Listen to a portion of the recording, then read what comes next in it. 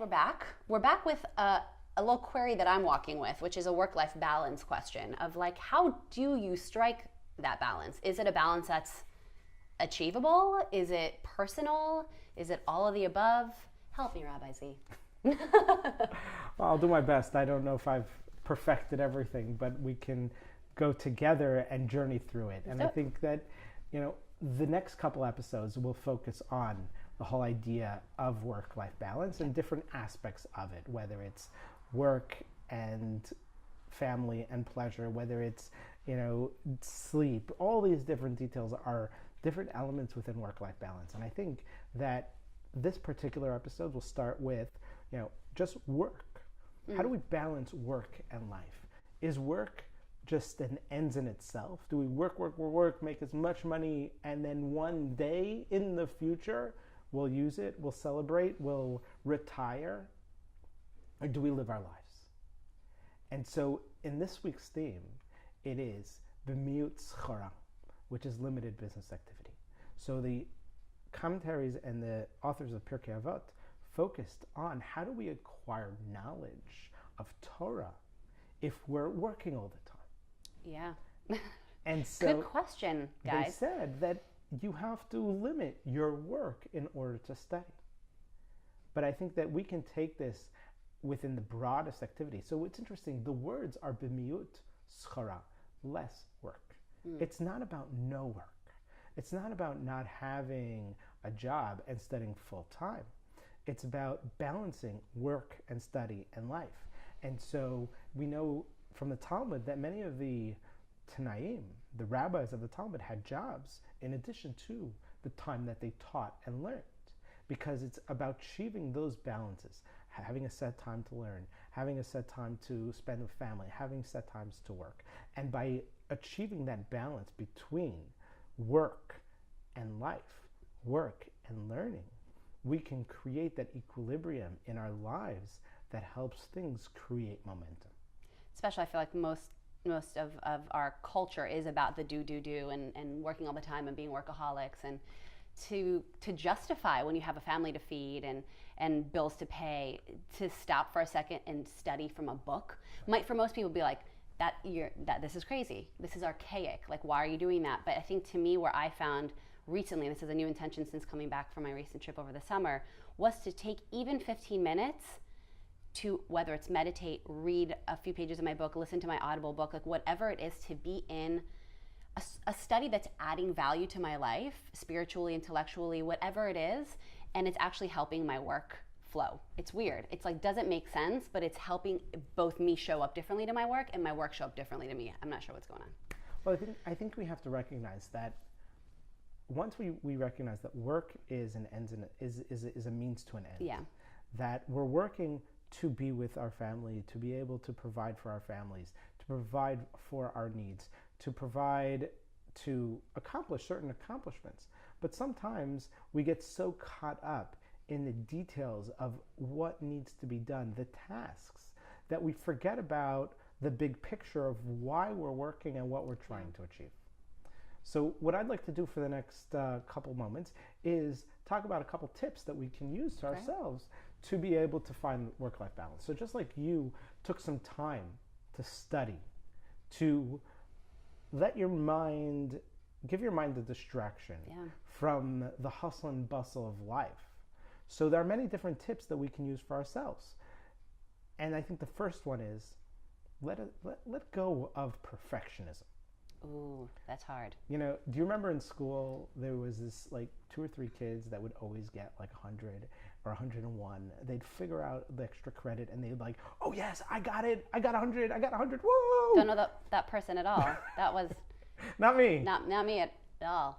Total. No, I thought perfection was an attainable thing. We need to think for ourselves that, okay, even if I get 90%, 80%, I just do my best. I don't need to be perfect. I can't be everywhere at once. I have to balance life and my personal experiences and work. And so the first tip that I think is relevant is letting go of perfection. What? Because, sometimes we put so much expectations on ourselves of what we have to achieve that we're even worried to delegate to other people. Yeah. And so trusting the people around you by being okay with it not being perfect will enable you to do the other things that you need to do. And maybe sometimes that other things you need to do is live life, enjoy your family, go on a vacation, experience an idea, learn something. But by letting go of perfectionism enables us to reframe and to look at things in a different way. We don't have to be the one doing it perfectly. Absolutely. That's a hard thing to break, but once you do, it's so much lighter. Right. And I think the next idea, another tip, is unplugging. We do it, traditional Jews do it on Shabbat. We unplug. Mm-hmm. But I think that even for us, as a traditional Jew, we need to figure out additional ways to unplug. Mm-hmm. Because all of a sudden Shabbat becomes regular. It just becomes like mundane in a way that I'm always unplugged. Yeah. You're just doing your thing. You're going on your schedule. You're plugging into something else for Shabbat, but you're not really being mindful and present in those moments. So by taking a practice of maybe unplugging during dinner or waiting till you get to the office to check your emails.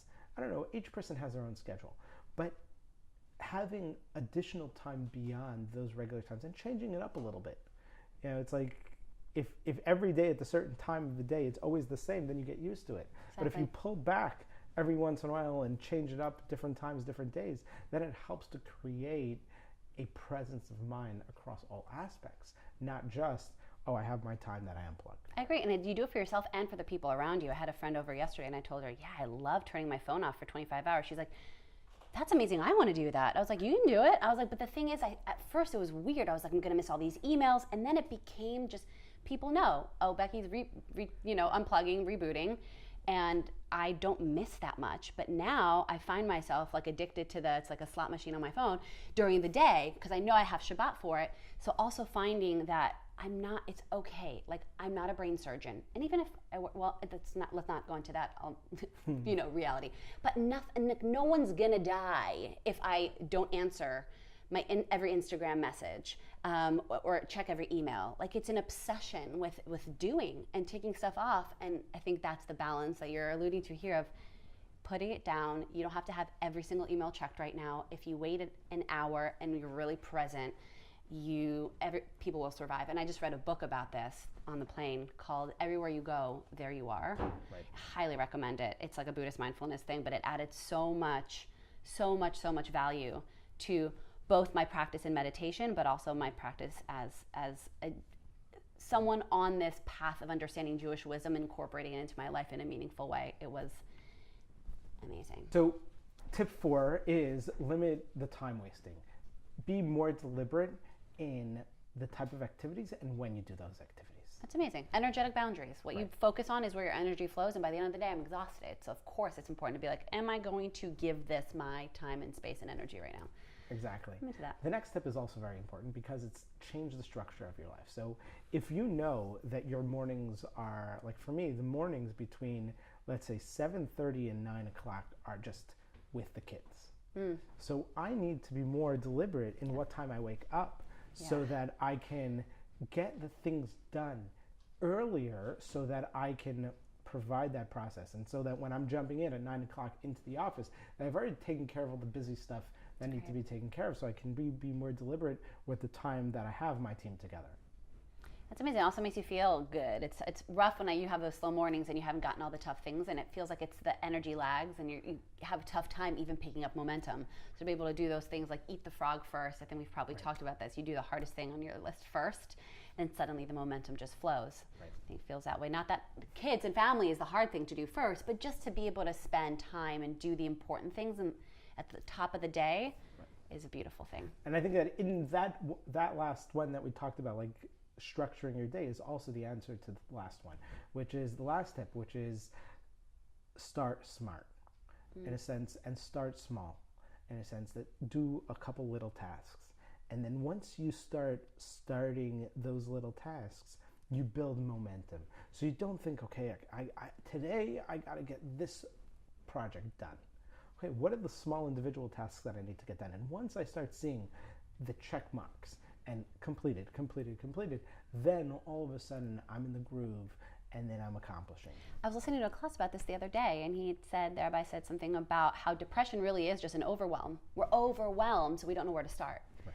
Similar with anxiety. So anyone experiencing that, you know, feels like, well, where do I go? It's too much. And sometimes just getting out and doing that first thing dissipates a lot of that depressive or anxious energy. Right. And I think that once you have that sense of accomplishment in that one action, it puts you, it's like the joy of Simchat Torah, the joy of the holidays, the joy of the experiences. Joy breaks down barriers in the sense that I've created mental and barriers for myself. Once I'm in that place of joy, I accomplished, then everything else goes away. Yeah, joy begets joy, and now you're rocking and rolling. Awesome. So thank you so much. This was a great episode. I hope you follow along the journey that we do by focusing on, as we focus on work-life balance. This is our first episode on balancing work and life. And come back next week for another tip. Yeah, we'll be continuing on and finding that balance. It's a constant kind of adjustment and realigning. So, awesome. See you next week. I hope we all grow together. Bye.